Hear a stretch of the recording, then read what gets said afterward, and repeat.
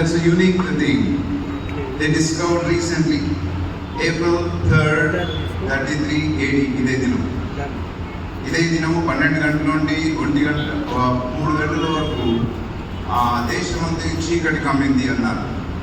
Exactly it took place. That was full moon day. ఈరోజు full moon day.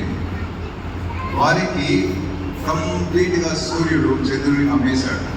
చంద్రుడిని భూమి మధ్యలో చంద్రుడు కమ్మేశాడు. చీకటి అయిపోయింది. It was dark during the day time. సిలువ యాత్ర ఏ విధంగా సాగింది? మధ్యరాత్రి 12 తర్వాత గెత్సేమనే తోటలో ప్రభువు తన శిష్యులతో ఉన్నప్పుడు యూదా ఇస్కరియోతు వచ్చి ప్రభువును వారికి అప్పగించాడు. అప్పగించిన వెంటనే వారు ఆయనను ఈడ్చుకొని వెళ్ళారు అన్నారు.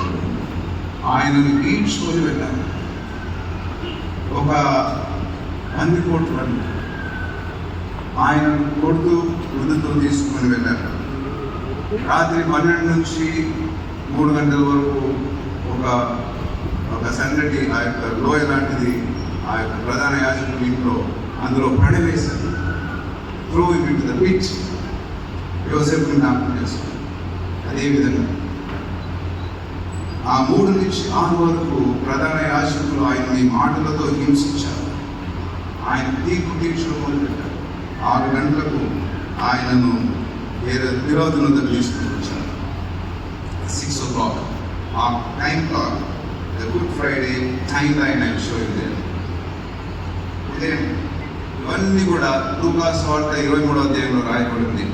ఆ టైం ప్రకారం ఒక్కొక్కటిగా నెరవేరుతూ వచ్చాయి. 6 గంటలకు పిలాతు వద్ద ఉన్నప్పుడు ఏం జరిగింది? 23వ అధ్యాయం 4వ వచనం. ఆయన అక్కడ చూసినప్పుడు పిలాతు ప్రధాన యాజకులతో జనసమూహంతో, ఈ మనిషిని యందు నాకు ఏ భేదము ఏ నేరం కనబడలేదు. ఈ మనిషిని యందు ఏ నేరం కనబడలేదు. మొదటిసారి అన్నాడు. రెండవసారి 16వ వచనం, ఇదిగో మరణం నాకు తగినది ఏది ఇతడు చేయలేదని, కాబట్టి నేను అతన్ని శిక్షించి విడుదల చేయదని వారితో చెప్పాడు. వారు ఒప్పుకోలేదు. 22వ వచనం, 3వ మార్గం, అతడు ఎందుకు ఇతడు ఏ దుష్కార్యం చేశాడు? ఇతని ఎందుకు మరణమును తగిన నేరమేమీ నాకు అగపడలేదు కనుక ఇతని శిక్షించి విడుదల చేతును అన్నాడు. పిలాతు తన అధికారంలో దాని జనులు ఆ యాజకులు అక్కడ ఏమన్నారంటే, ఇతన్ని సిలువేయండి అని పెద్దగా అరిచినప్పుడు వారి కేకలే ఎలిజను అని రాయబడింది. అంతటా పిలాతు యేసును వారికి ఇష్టం వచ్చినట్టుగా చేయుటకు అప్పగించను. యేసును వారికి ఇష్టం వచ్చినట్టుగా చేయుటకు ఆయనను వారికి అప్పగించను.